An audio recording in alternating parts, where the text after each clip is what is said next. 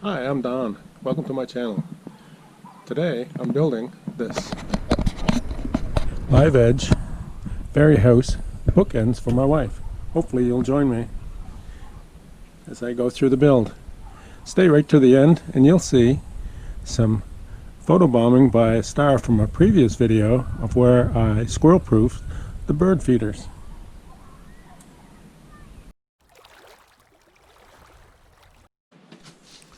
The first thing I have to do is mill up this yellow birch that I got from the sawmill, rough sawn, just an offcut. You can see the bark on both sides. The rough has been dry, sitting in my basement for about a year. And the safest way to cut it up into approximate lengths is on the bandsaw. Less chance of it kicking back, and I don't need to organize any special kind of jig for the table saw. I need to cut it. I'm just going to cut it into 4 lengths for 2 bases and 2. Here I'm describing the one side of the will be the base, and the sides for the width. I'm just using the square to get an idea to make one side parallel to the wall, and I'll use the bandsaw here to saw to the right width. A couple of passes over the jointer will smooth out the side, and then I'll use the miter saw to cut the final length.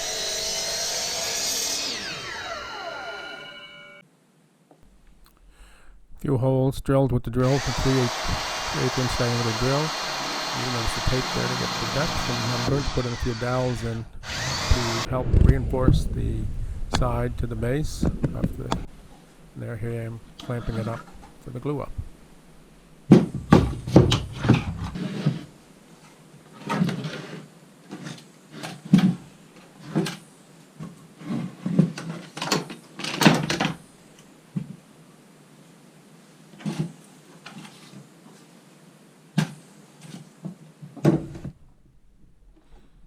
Just using an old miter saw to cut these maple logs that I had split with the wood splitter in half to cut them to final length. On the bandsaw, I'm going to cut 45 degree or approximately 45 degrees. Just eyeball the angle for the roof of the fairy houses using these maple logs.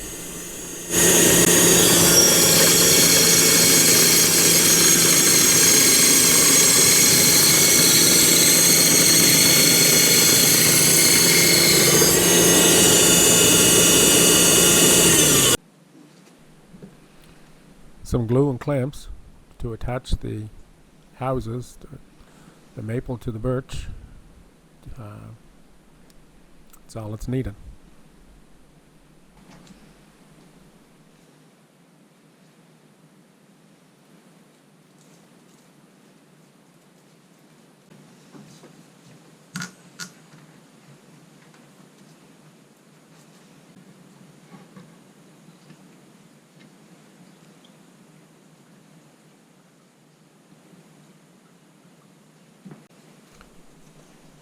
Here I'm just using some very thin hardwood that I had again from the sawmill. It's about an 1/8 inch thick, using it to construct the roof of the houses. I'm using a scribe, which is just a pencil, an old compass, to follow the outside or the diameter of the maple log, and to leave a little bit of an overhang of about an 1/8 inch, between an 1/8 inch, 1/4 inch overhang on the house, for the roof to overhang the house.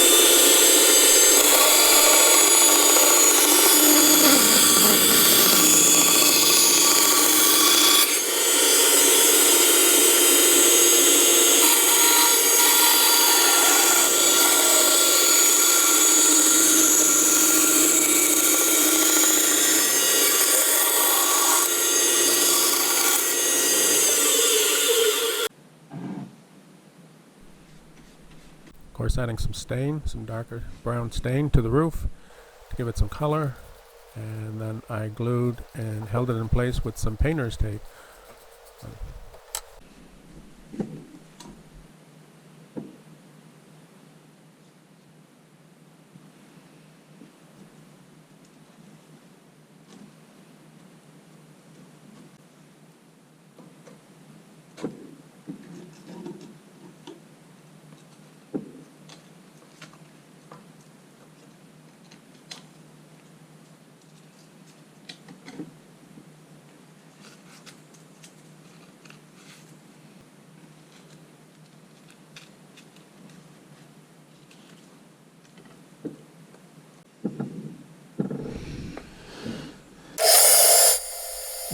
compass, I made an arc on pattern, double arc to make a door casing and door for the house. Just using the bandsaw to carve that out.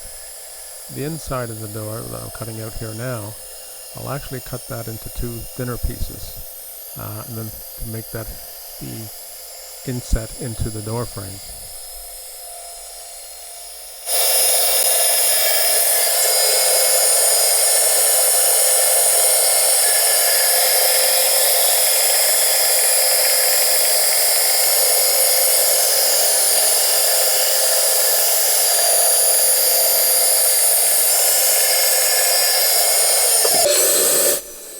Notice that I'm cutting out this particular piece, starting with the squared end, and the round end is away from the blade. If I started with the round end, it has nothing under the end, and it would be caught by the blade and push it down and possibly push away, be a little more dangerous. So that's just a point to remember when cutting pieces that are irregular shape.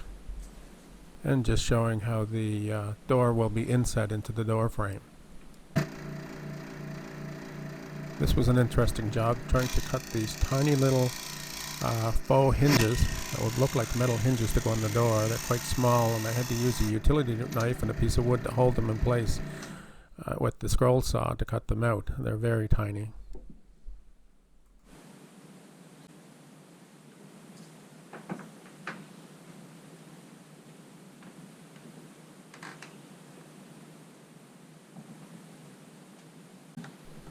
I wanted the door frame to look like it was actually inset into the wood and as into the house, so that didn't look like it was just sitting on the outside or stuck on the outside.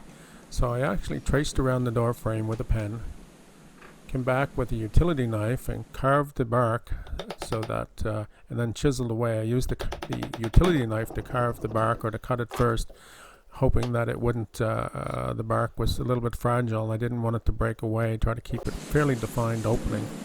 Wasn't perfect.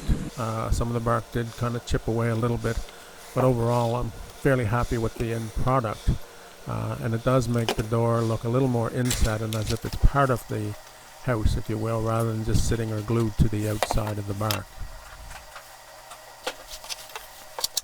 Just glued all the parts for the door, the inset part of the door, into the door frame with the hinges on it as well, and just put a couple of clamps on it to hold it in place while the glue sets.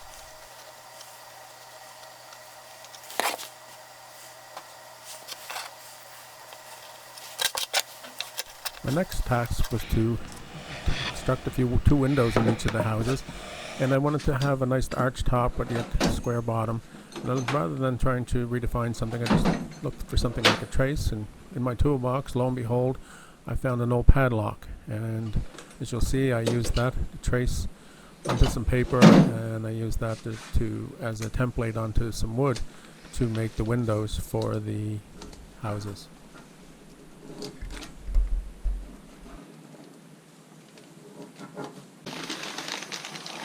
Windows.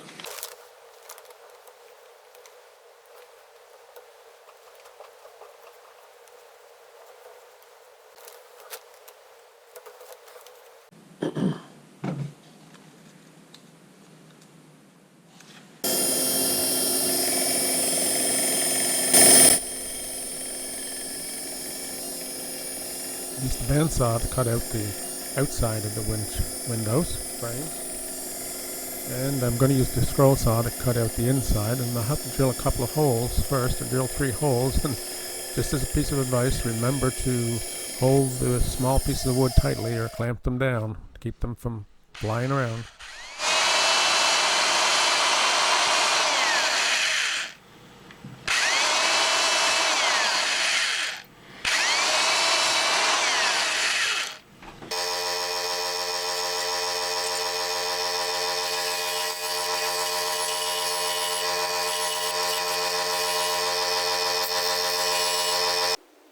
Bright yellow paint inside the windows before I glued the window frames in place, just to make it look like there's light inside the houses, hopefully a little more lived in.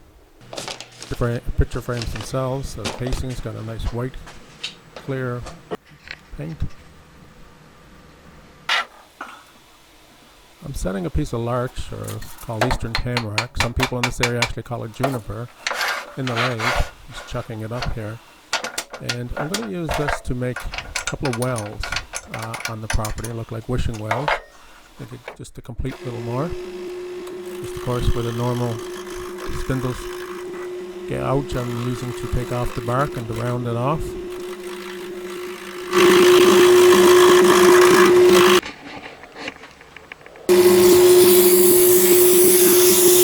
A little bit of sandpaper to smooth it off. Just putting some pencil marks, just eyeballing about 1/2 inch apart. And I'm going to use a parting gouge just to make a few gouges in the wood to give it a little rough look and to make it look more like a stone ring. I clamped the cylinder into a clamp, so I don't want it to spin, as I cut the sections of 2 wells that I want to be wells off on the bandsaw. If I just left it round, there's a chance that the bandsaw will grab it and spin in my hand, so this is a little bit safer to do, just as another little tip.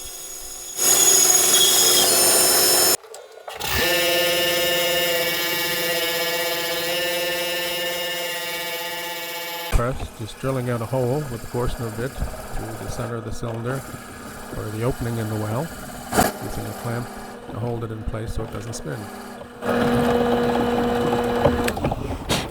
Using a utility knife, I'm just slicing to length some very thin 1-inch strips of wood that will become the sides to hold the roof and to be the roof of the well, the cover, if you will.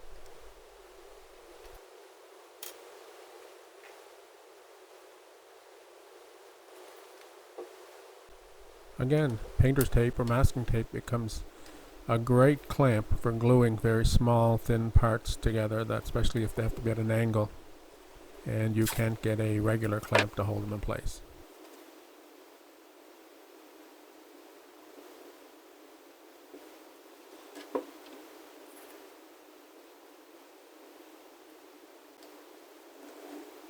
On the lathe again, I'm not sure if this is birch or maple, it's from my firewood pile.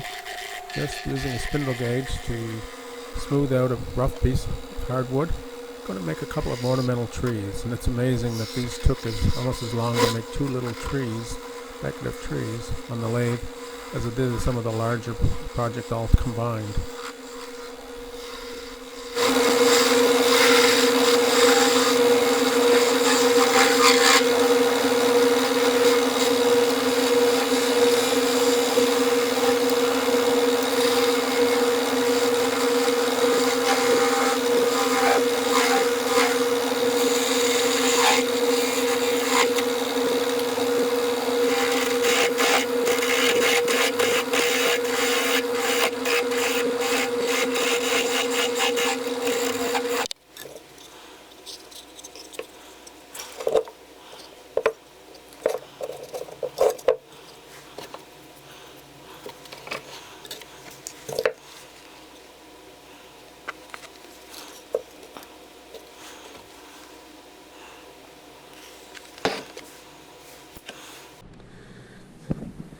And their inhabitants ready to come home after a hard day's work, cutting wood and working in the workshop.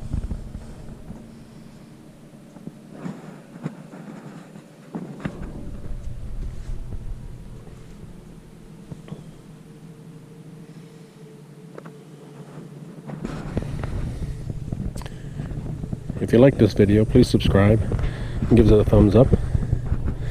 I try to get out 2 videos a month, a little late this month, but this is an extra long video and it's been a hard month. Anyway, hope everyone is well and safe. Take care. A little friend squirrel staying out of the bird feeder as I wanted, but he's munching on some sunflower seeds my wife put out. My wife or my daughter.